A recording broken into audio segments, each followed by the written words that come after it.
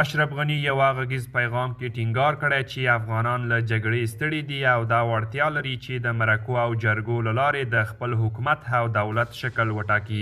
اشرف غني په دغه پیغام کې نور څه ویلي. ملګرو که غواړئ چې پوه شئ د ویډیو تر پایه سره پاتې شئ او د تازه او مهمو خبرونو لپاره در سره پښتو نیوز چینل سبسکرایب کړئ. اشرف غني وایي طالبانو افغانستان کې بېساري استبدادي نظام رامنځته کړی. له واکه پرځول شوی افغان ولسمشر محمد اشرف غني وایي اوس تر بل هر وخت ډیر د ملي ډیالوګ پیلولو ته اړتیا ده. ښاغلي اشرف غني یو غږیز پیغام کې ټینګار کړی چې افغانان له جګړې ستړي دي او دا وړتیا لري چې د مرکو او جرګو له لارې د خپل حکومت او دولت شکل وټاکي. نوموړي دې پیغام کې دغه راز ټینګار وکړ چې د نړیوال مشروعیت لپاره د نظام کورنی مشروعیت یو شرط دی.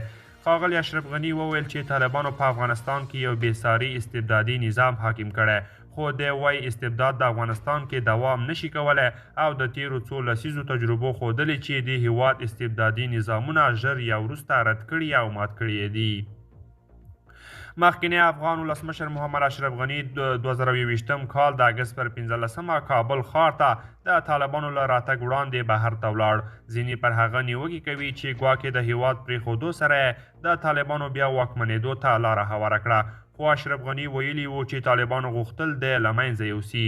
اشرف غني په دې 12 دقیقیز غږیز پیغام کې د راتلونکي لپاره پر ګډې مبارزې او تفاهم ټینګار سره وویل چې له تیارو د وتلو لپاره باید مبارزه د ټولو په ګډون د ټولو حقونو د تأمین او د هر ډول تاوتریخوالي په ردولو ترسره شي.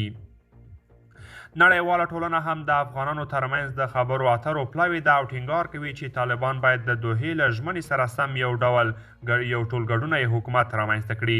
محمد اشرف غني د دوحې سولې تړون چې د امریکا او طالبانو ترمنځ لاسلیک شوی یوه معامله وبلله او روان وضعیت یې د همدې تړون او په تیر نظام کې د فاسدو او ښویېدونکو عناصرو د ابن الوقتۍ د مستقیمې پایلې په توګه یاده کړه. مخکینی افغان ولسمشر د طالبانو لخوا د نجونو پر زده کړو د بندیز یوه ناورین وباله.